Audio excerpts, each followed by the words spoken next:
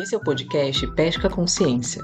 Nessa primeira temporada, o planeta oceano e a Mata Atlântica são nosso maior poema. Olá, sejam bem-vindos ao podcast Pesca Consciência, temporada Poema, Planeta Oceano e Mata Atlântica. E o episódio de hoje é Conhecendo Territórios e Histórias. A região do Vale do Ribeira, que fica na parte sul do estado de São Paulo, na divisa com o estado do Paraná, conta com a maior reserva de Mata Atlântica do Brasil. E toda essa preservação está ligada diretamente com a presença das comunidades quilombolas na região. Ao todo, são 26 comunidades reconhecidas no estado de São Paulo. Mas no total, a Coordenação Nacional de Articulação dos Quilombos, a CONAC, cita que o número pode ser em torno de 52 comunidades. Desse total, somente 6 comunidades são tituladas, o que quer dizer que somente 6 têm plena segurança jurídica sobre a propriedade dos seus territórios. No Brasil, existe um total de 1.787 comunidades em processo de regulamentação, mas somente 211 são tituladas. O direito do território quilombola consta na Constituição Federal, mas a luta que os quilombolas enfrentam pela titulação é cheia de milindres burocráticos que dificultam o seu alcance. Para entender como o sensoriamento remoto pode ser uma ferramenta para conhecer um território, é preciso primeiro compreender que o território é mais do que um espaço físico delimitado. O território reflete a história, a cultura e a identidade de quem a ocupa. Um mapa que nos apresenta uma representação gráfica daquela localidade tem muita vida por trás, tem muito conhecimento, convivência e significado. Para nos aprofundar nesse assunto, contamos com a participação da Nilce Pontes, líder quilombola do Quilombo Terra Seca da Barra do Turvo e atual coordenadora nacional da CONAC. Olá, eu sou Nilce Pontes, quilombola do Quilombo Ribeirão Grande Terra Seca, no município de Barra do Turvo, no Vale do Ribeira, no estado de São Paulo. Estou atualmente como coordenadora nacional da CONAC por São Paulo, e atuo na luta junto às comunidades no processo da regularização fundiária. E dizer para nós da importância da regulamentação desses territórios coletivos em favor das comunidades. Essa regulamentação é muito importante para salvaguardar os direitos à vida que a gente busca através da sociobiodiversidade, da produção sustentável, da segurança alimentar e da cultura. Essas ações nos fortalecem enquanto sujeito de direito e nos coloca no sentido de organizar a produção e o desenvolvimento socioeconômico desses territórios. E aproveitando esse gancho, também contamos com a colaboração em depoimento da Débora Fernandes Barizão. Olá, eu sou a Débora Fernandes Barizão, socióloga de formação e atualmente analista de desenvolvimento agrário da Fundação Instituto de Terras do Estado de São Paulo, na região do Vale do Ribeira. Eu atuo junto às comunidades quilombolas aqui da região há aproximadamente 7 anos.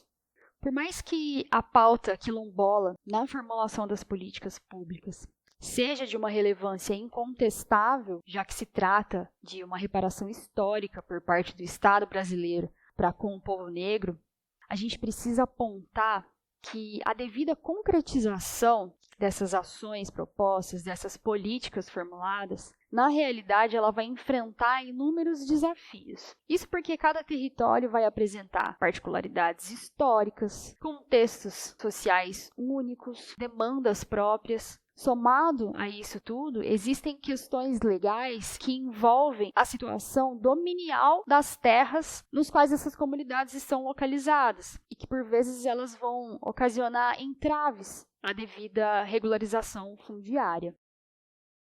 Território é, portanto, muito mais do que uma mera propriedade. Quando paramos para pensar em mapear um lugar, é comum que nos venha, primeiramente na cabeça, a ideia de que vamos demonstrar o que aquele local é. Mas esse mapeamento pode nos contar também sobre o que aquele lugar foi e o que aquele lugar ele pode se transformar. O sensoriamento remoto pode ser útil para mapearmos as condições ambientais de um território. Ele pode ser útil também para mapearmos a cobertura vegetal daquele território, a disponibilidade de recursos naturais, cursos d'água, e, ao mesmo tempo, nos demonstrar como a presença das comunidades quilombolas está intimamente ligada à preservação ambiental. Boa tarde, meu nome é Sidney Coutinho, conhecido como Ney Mandira, né? Sou morador aqui do Quilombo do Mandira, localizado em Cananéia, litoral sul de São Paulo. Sou da comunidade remanescente de Quilombo, né? Então, já vivemos aqui há alguns anos, estamos na 9ª geração. A nossa comunidade surgiu, né? Antigamente aqui era uma fazenda de produção de arroz. O dono dessa fazenda, né, teve um filho com uma de suas escravas e esse filho, depois de um tempo, acabou herdando essa terra, né? A terra da fazenda. A irmã dele, né, que era filha legítima, resolveu ir embora depois que o pai veio a falecer. E em 1868 ela doou o território da fazenda para o meu irmão dela, né? Digamos, filho bastardo, né? Que era o filho do fazendeiro com a escrava. Esse filho permaneceu aqui. A irmã dele que fez a doação foi embora para Minas, né? Levou os escravos. O filho chamava Francisco. Francisco casou, né? Teve seus filhos, netos, e aqui permaneceu. Então foi uma grande luta para conseguir manter o território, mas eles conseguiram manter e viveram aqui, né? Por muitos e muitos anos da agricultura de subsistência, plantando várias culturas, né? Mandioca, arroz, feijão, entre outros, extraindo os recursos da mata aqui, do próprio manguezal, mas sempre na questão do consumo, né? Nunca tinha essa questão de comercialização.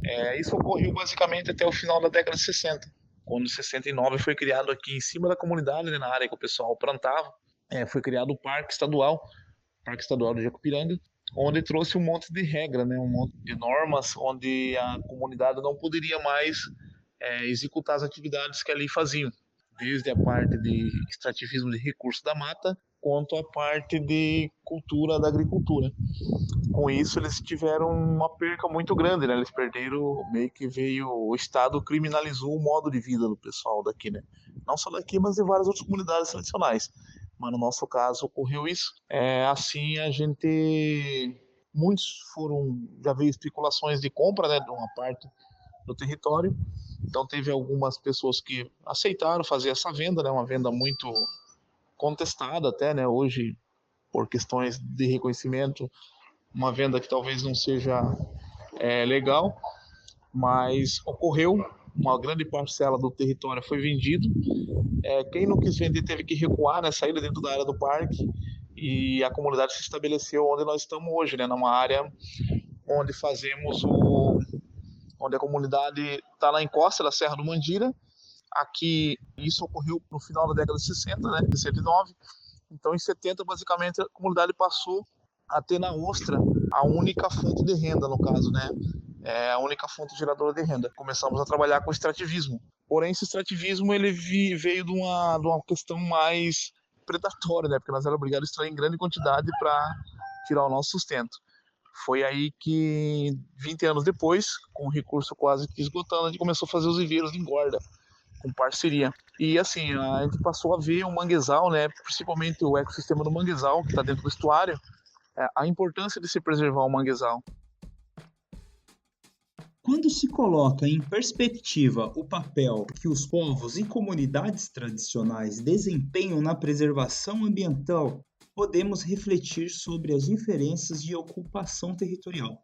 O sensoriamento remoto ele pode demonstrar como o uso indiscriminado da terra e recursos ambientais pelos grandes latifúndios compõe diferentes cenários, ainda que as comunidades sejam as principais responsáveis pela manutenção da floresta. O latifúndio e a ocupação ilegal da terra, os grileiros, eles exercem forte pressão sobre esses povos, uma forma de possibilitar o aumento dessa degradação.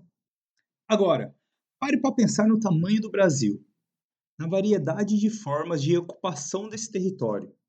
Em quantas histórias temos que conhecer e como o sensoriamento ele pode nos auxiliar nessa jornada? As formas de ocupação territorial também são muito variadas, e os povos e comunidades tradicionais estabelecem relações diferentes com o território.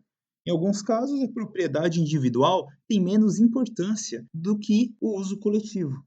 Com o uso do sensoriamento, podemos elaborar mapas detalhados com informações sobre topografia, sobre vegetação, sobre os cursos d'água, o uso da terra, possibilitando que as comunidades documentem os seus territórios de forma precisa e detalhada.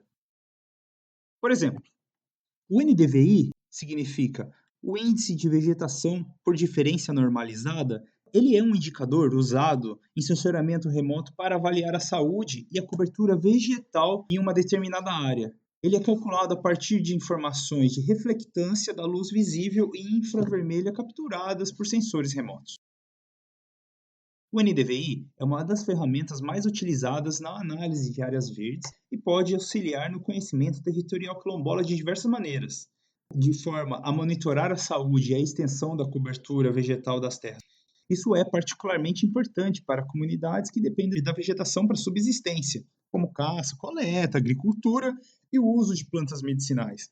O NDVI pode ajudar a identificar mudanças na vegetação, como desmatamento, degradação ou recuperação das áreas. Pode ser importante ferramenta de auxílio no planejamento da agricultura, ajudando a determinar os melhores locais e o cultivo, e avaliando as condições de crescimento das culturas.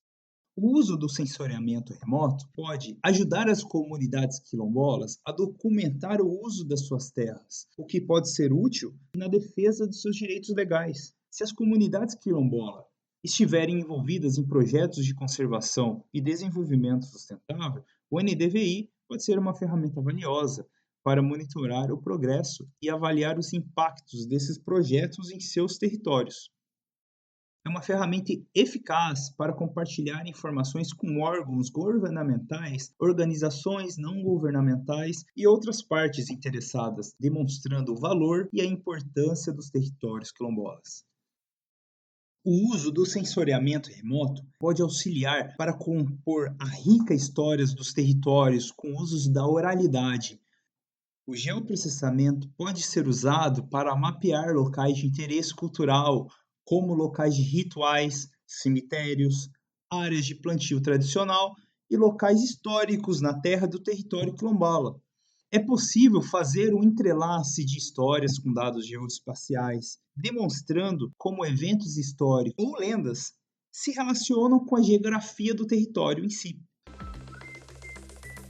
Neste episódio, exploramos a possibilidade do uso do geoprocessamento e sensoriamento remoto como ferramenta para fortalecer os laços com a terra, proteger a cultura e garantir um futuro sustentável, através do poder da tecnologia e do conhecimento ancestral para a preservação de identidades e tradições diversas. E ao fazermos isso, estamos contribuindo para a construção de um mundo mais inclusivo, diversificado e consciente de sua história. O sensoriamento remoto é mais que apenas algum conjunto de ferramentas e sensores. Ele é uma ponte entre o passado, o presente e o futuro das comunidades quilombolas. Vamos caminhar juntos nessa jornada de aprendizado e solidariedade, reconhecendo que o território é vida, o território é cultura e é um direito inalienável. Obrigado por assistir e se juntar a nós a essa conversa inspiradora. Esse episódio foi escrito por mim, Thiago Brasílio Fernandes. A edição de áudio também foi feita por mim e pela professora Catarine Torres de Almeida. Gostaria de agradecer ao Unesp de Registro a participação da Débora do ITESP, da Nilce do CONAC e do Sidney do Quilombo do Mandira por abrilhantarem esse episódio. Até a próxima!